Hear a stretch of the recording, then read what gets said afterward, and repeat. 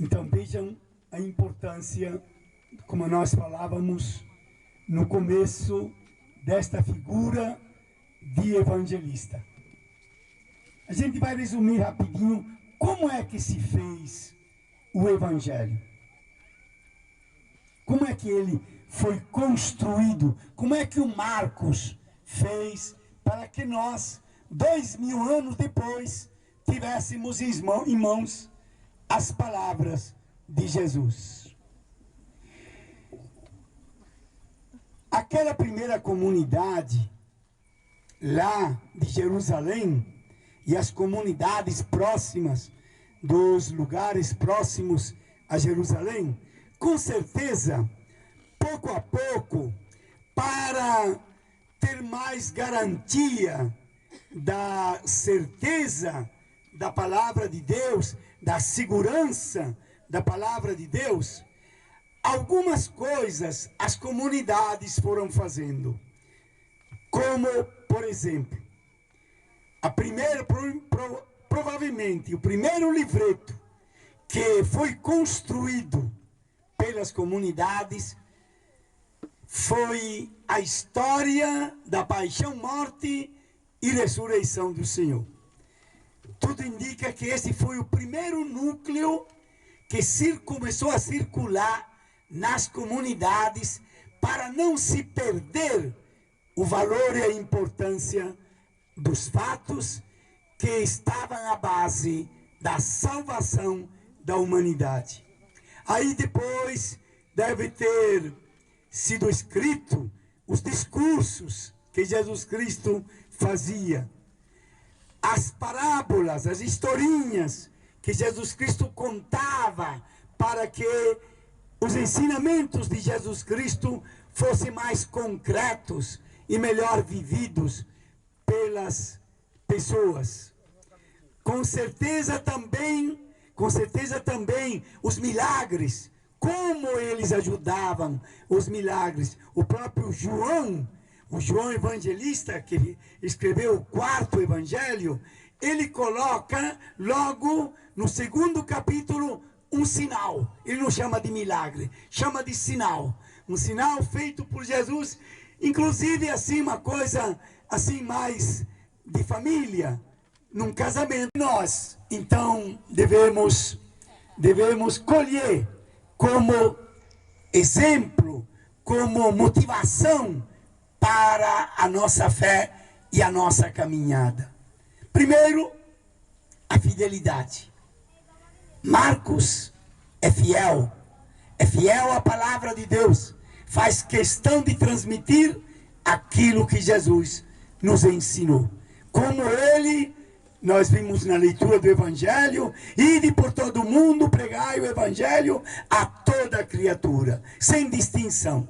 E é o que então ele fez. E para mim, ou para nós melhor, deveria ser justamente esta preocupação de nós conhecermos melhor a palavra de Deus, o Evangelho do Senhor, para depois nós também, batizados, discípulos e discípulas do Senhor, se lançarem por este mundo afora para ensinar. A partir daqui, do nosso meio, de nossas famílias, de nossas casas. Mas é preciso que a gente tenha competência. E a competência você vai adquiri-la à medida em que você vai conhecendo cada vez mais, aprofundando cada vez melhor a palavra de Deus, trazendo a palavra de Deus para os nossos dias, de modo que então nós possamos divulgar tudo isso. Porém, olhe lá, um alerta da carta de São Pedro, e aonde então nesta carta, o Pedro fala também do irmão João Marcos, que andava com ele e que saudava a comunidade a quem era dirigida esta carta. Interessante, não tem o endereço desta carta. Portanto, é uma carta que Pedro escreveu para todas as comunidades. Escreveu para todo mundo. E tem um alerta fundamental que me parece importante, a gente lê a um certo ponto. Ele fala da vigilância que nós devemos ter, da preocupação de nós sermos fiéis à palavra de Deus. E ele fala da vigilância e fala também de uma vida que deve ser uma vida sóbria. E aí na comunidade onde eu andei, ninguém soube dizer o que é ser sóbrio. Então eu vou perguntar também a vocês, para eu não falar palavras incompreensíveis que depois não tem valor nenhum para a nossa vida. O que é ser sóbrio? Ele fala assim, a carta dizia o seguinte, o vosso adversário, o diabo, rodeia como um leão a rugir, procurando a quem devorar. Resisti-lhes, firmes na fé. Era antes, a leitura que eu queria fazer era antes. Lançai sobre ele toda a vossa preocupação, pois é ele quem cuida de vós, Deus. Sede sóbrios e vigilantes, porque o vosso adversário, o diabo, rodeia como um leão a rugir, procurando a quem devorar. Sede sóbrios e vigilantes. O que é que o Pedro queria dizer para nós? O que é ser sóbrio? E não tem cabimento. Não. É estar consciente do estado normal. Eu acredito que se a gente for falar com um bêbado, talvez ele vai entender esta palavra.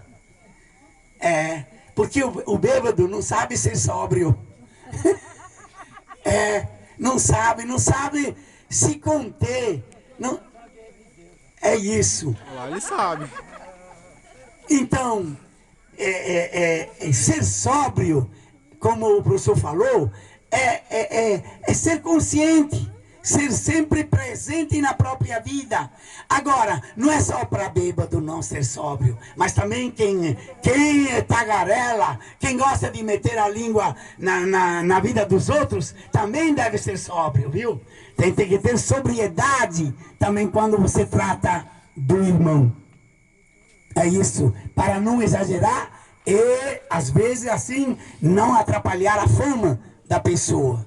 Então, ser sóbrio é ser uma pessoa contida, ser controlada, é uma pessoa... Então, veja só, uma palavra simples, mas ela tem um peso muito grande para nós. E, do outro lado, tem que ter olho. Ser vigilante tem que ter olho, tem que prestar atenção. Cuidado, porque ele está dizendo aqui que o inimigo, o adversário, o diabo, rodeia como um leão a rugir, procurando quem devorar. Resisti-lhes firmes na fé. É isso. Então, o controle, o prestar atenção, o conhecer aonde é que está a nossa fraqueza. E aí, então, vem a sobriedade, vem a vigilância, a atenção.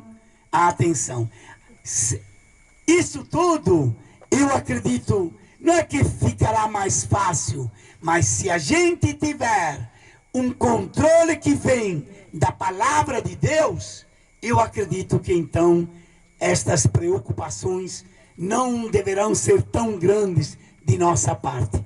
É importante que então a gente tenha um contato direto com a palavra de Deus. Este conhecimento, esta insistência com que a gente faz, até mesmo no trabalho do dízimo, enviando aquelas mensagens, é também uma pequena tentativa para a gente se associar melhor a palavra de Deus. Tentar entender melhor o que Jesus Cristo tem a nos dizer. A próxima mensagem será sobre a ressurreição do Senhor. O que ela representa para mim? Será que eu ressuscitei, renovei a minha vida agora pela ressurreição, pela Páscoa? A Páscoa, que é a passagem de uma situação para outra. Então, do pecado para a graça, para o dom de Deus, para uma boa vivência, é isso. Então, que a gente tenha esta maior facilidade. Vamos, não sei se eu posso propor, mas eu lanço a ideia. Vamos fazer a leitura, nestes próximos 1 mês, 2 meses, a leitura do Evangelho de Marcos. É o evangelho mais encolhido, é o menor, tem 16 capítulos. Mas não vamos fazer a leitura correndo, não serve. Vamos fazer uma leitura para tentar entender, conhecer, aprofundar. Se tiver alguma coisa que eu não entendo, pergunto a uma outra pessoa. Até o próprio padre pode perguntar, animador da comunidade. E tem tanta gente assim que conhece. Então, vamos tentar fazer esta leitura do Evangelho de Marcos. Que assim seja.